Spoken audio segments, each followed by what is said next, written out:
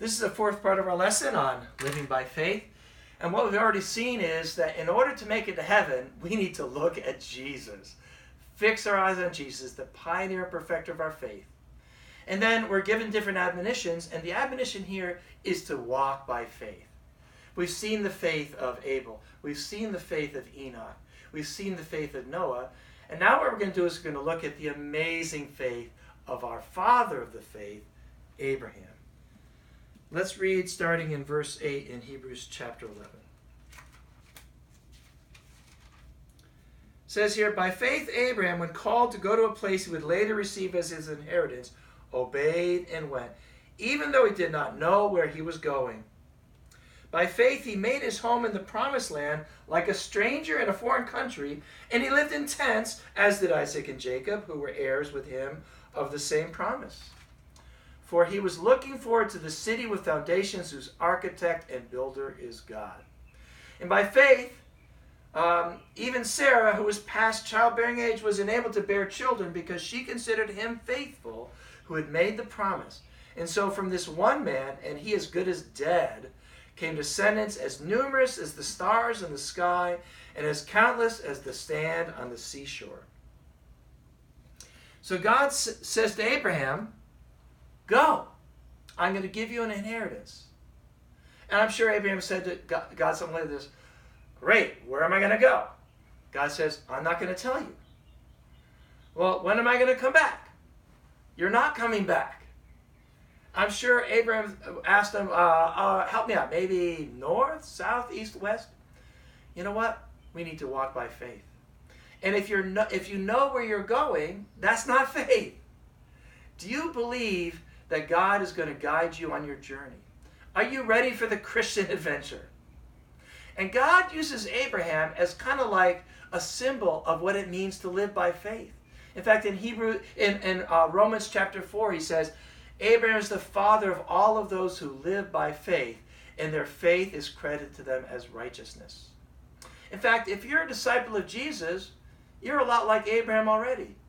Because Abraham left everything he had, everything he relied on, his comfort, the house, the home, the city, the job, and he left it all behind.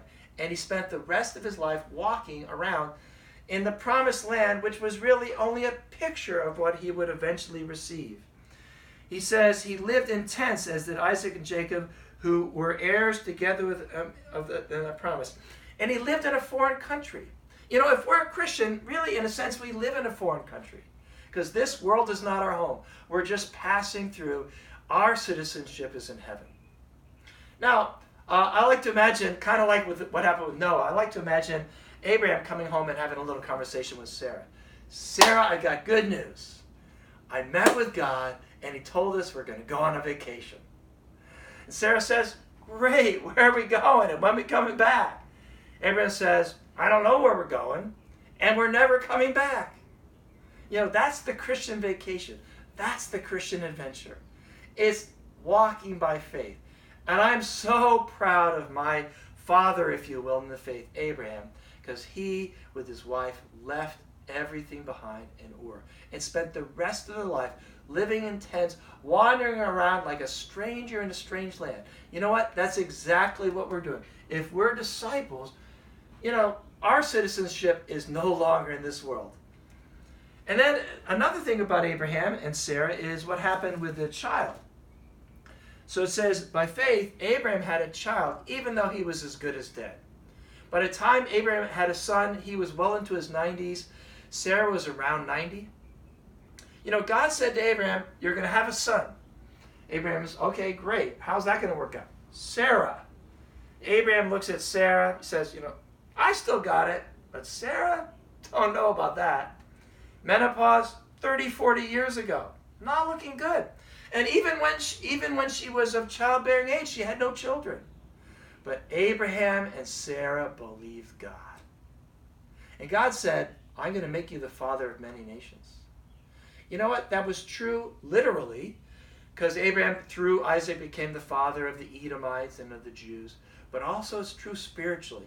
Because if you are a disciple of Jesus, if you have left everything behind and are following him, you are a child. You're a child of that same promise. And God has given to Abraham many, many millions of descendants.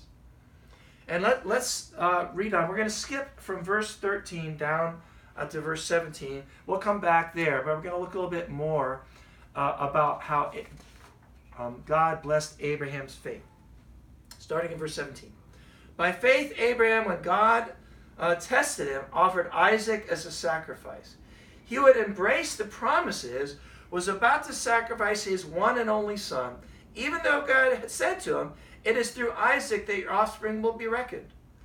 Abraham reasoned that God could even raise the dead. And so, in a manner of speaking, figuratively, he did receive Isaac back from the dead. This is truly amazing. Think about it. God had already said to Abraham, through this son, I'm going to make you the father of many nations, and all nations will be blessed. And then he said to Abraham, kill that son. That's pretty tough. Because the promise says one thing, and the command seems to be in contradiction to the promise. And yet, Abraham believed in things that are unseen. In fact, the next morning he left for Mount Moriah. The symbolism here is really amazing. Think about it. Mount Moriah, that's where Jerusalem was built. God asked Abraham to sacrifice his one and only promised son on Mount Moriah, which is the same place where God sacrificed his one and only son. And notice this. On the third day, if you read Genesis 22, on the third day Abraham arrived at Mount Moriah. He went up Mount Moriah and lifted the knife to offer his son. And like the Hebrew writer says, figuratively, he received his son back from the dead on the third day. The symbolism here is amazing. Offers his only son on the same place where God offered his only son, and received him back from the dead on the third day. Abraham truly lived by faith. You know what? We need to follow Abraham out of Moriah if we're going to walk by faith. And we need, out of Ur rather, and we need to follow Abraham to Mount Moriah.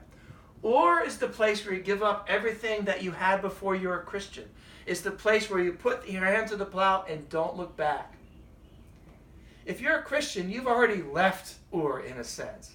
But Mount Moriah is the place where you give up the blessings that God has given you. God has given you a great marriage. He's given you children. He's given you a job. He's given you success. He's given you fruit in your life. But what if God were to take that away from you?